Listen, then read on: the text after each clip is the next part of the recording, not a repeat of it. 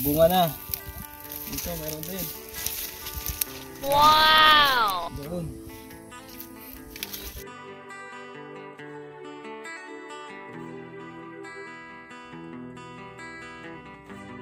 Sikap, andito tayo ngayon no sa pinyahan plantation natin. Yan, kung makikita nyo, puro pinyahan na may kasamang damo.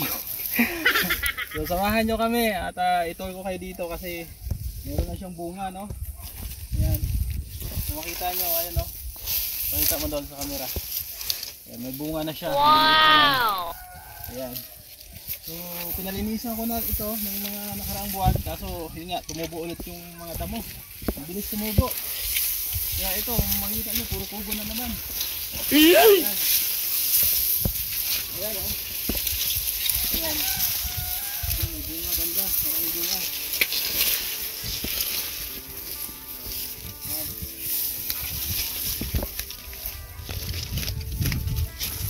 Ito. Bunga yan. Ayan din dun. Dito din. Nakasikap.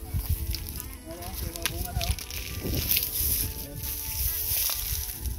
Yung maliliit pa lang. No? Yung problema kasi dito, yung kugon, ang bilis tumubo. No?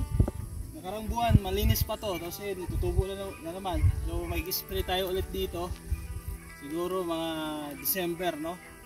Para pag medyo lumaki na yung bunga, hindi siya pupuntahan ng ng mga daga. Ayan. So, dito tayo sa medyo malinis.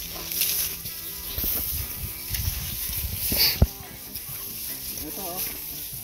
Ayan. Kita mo doon. Ayan, may bunga na. Dito meron din. Ayan. Doon. Dito. Dito. Ayan o. Ito, medyo malaki na o. Dako pag hindi siya mayo. Malaki na mga kasingkat. Lalo na dito. Dahil bunga. Yan. Yung part na yon, yan, na-isprehan natin lahat yan. Hanggang yung mga damo na yan, na-isprehan din yan. Doon. So may mga part lang na hindi namunga kasi siguro hindi pa sila ready no, para pabungahin. Kaya yun, wala siyang bunga. So dito sa bandang ibaba meron no? Meron dito. Ayan o. Dito din. O. Ayan. Ayos. So marami-rami ito pag nag-harvest tayo. Siguro mga to, January or February. Di ko alam. December. Ayan oh. Puro bunga yan. Oh. Oh. Hanggang doon sa dulo. Ayan. Ayan din dito. Ayan.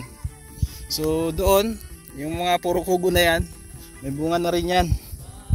Yan, medyo masukal lang talaga dahil mabilis nga tumubo itong kugo na to mga kasikap. Oh. Yan, may bunga. Bunga din dito, ganoon din diyan. Yan, hanggang doon yan mga kasikap no. Hanggang doon sa may kalsada na dadaanan. Yan, papunta doon. Yan, hanggang doon sa pinakatuktok, no? Yan, kasama ko si Idol Reynan. Idol, okay ba yung pinya natin? Okay kahit nagmatin lang. Ha? Okay sana kung malinisan no? Sabi niya okay daw kung malinisan. Ayan o. Oh.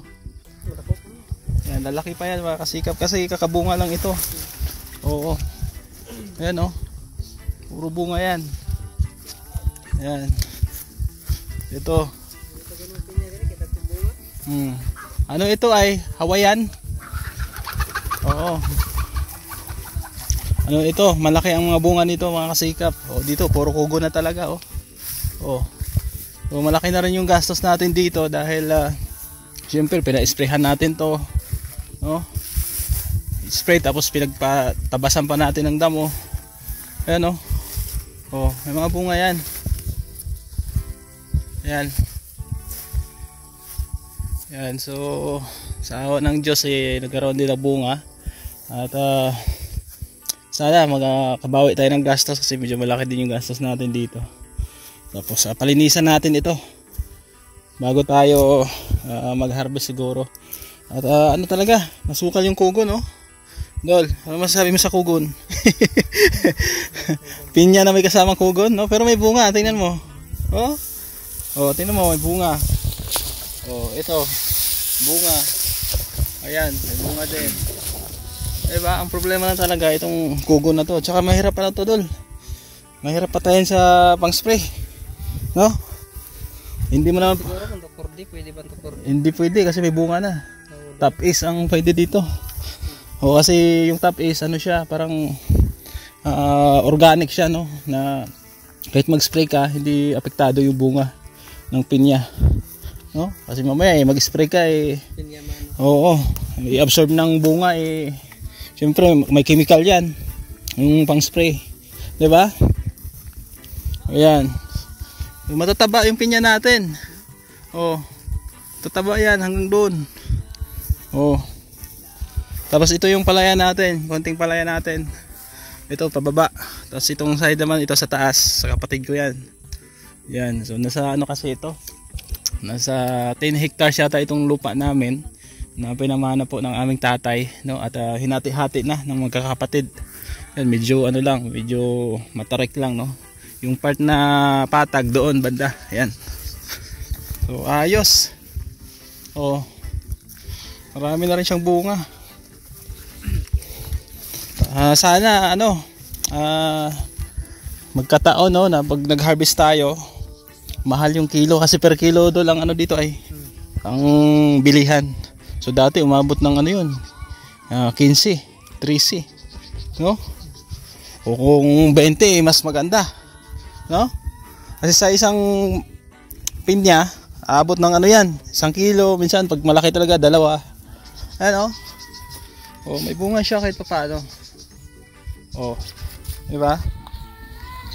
Na-sprayhan po natin yan. Ako nag-spray nito kung matatandaan nyo. Na-i-vlog natin, no? Na in-sprayhan natin ng pampabunga. Ayan, dito banda, ayan, malinis yan.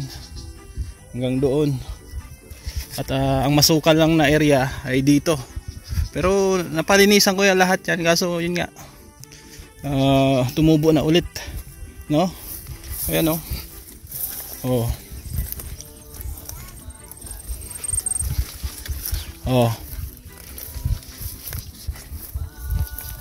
Ayan. Puro may bunga yan mga kasikap. Daming bunga. Daming bunga yan.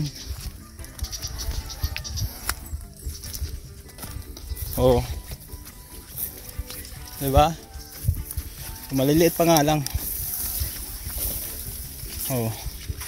Dito sa part na to ay medyo mataba yung pinya natin. Kaya ayan, Yan. Dito ganoon din. May mga bunga din.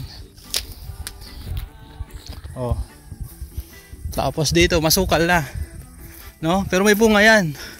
Diba? Yan, may bunga yan. Hindi lang kita kasi puro kugon. Ayan. Diba? Diyan din, malalaki na, Yan, ito may mga pinya yan. Ito, Dol, yan. Puro pinya yan. Kaso nga lang, nilamo ng kugon. Ayan.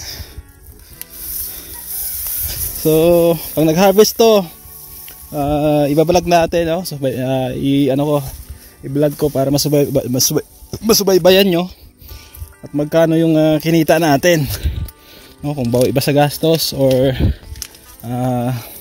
talo tayo sa gastos, no? Kasi syempre malaki din ang ginastos natin dito, abono, spray, diba? Hindi po basta basta. Ito maliliit pa siya pero namunga.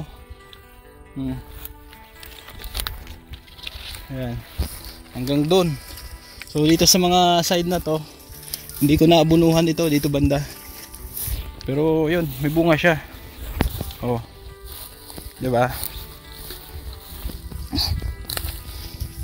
Ayan. So Dol, tingin mo mga ilang buwan bago mag-harvest to? Hindi ko alam kung ano. Mga 1 o 2 buwan, no? Mga 1 o 2 buwan pwede na siguro mag-harvest to, no? At maliliit pa yung iba ay, no? So thank you, no, sa inyong pagsama. At andito nga kami ngayon sa bundok dahil yun nga, namanhikan yung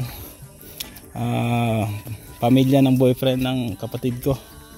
Oo, kaya sinabay na rin namin i-vlog itong pinyahan. Yan, doon may mga bisita doon, si Mother Lerma, at pinag-usapan niya yung kasal, no? So salamat talaga, lalong lalo na sa ating mga sponsor na tumutulong po sa ating programa. Shout out sa inyong lahat. At ito nga po yung update sa ating pinyahan. So antabay lang kayo kasi palilinisan natin ulit to tapos bago mag-harvest, no? So thank you sa pagsama at God bless po sa ating lahat.